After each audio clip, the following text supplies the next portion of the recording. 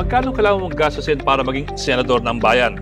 Matagal nang kinilala ng mga eksperto na panahon ng repasuhin ang campaign spending limit sa batas. Sa ngayon kasi, nakatali pa rin yan sa 3 pesos per registered voter lamang para sa kumakandidatong senador hanggang konsehal. 1991 pa yung spending limit na yan, dagdag riyan, pwedeng gumastos sa mga political parties ng 5 piso para sa bawat registered voter.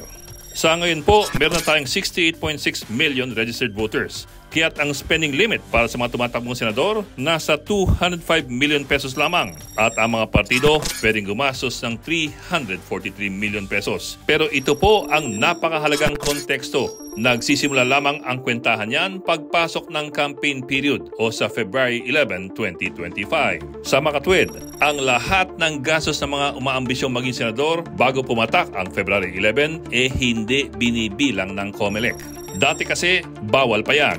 Sa Section 80 ng Omnibus Election Code of 1985, bawal ang pangampanya ng labas sa campaign period. Disqualification agad yan. Pero taong 2007, pinasa ang RA 9369, ang amendment sa Automation Law.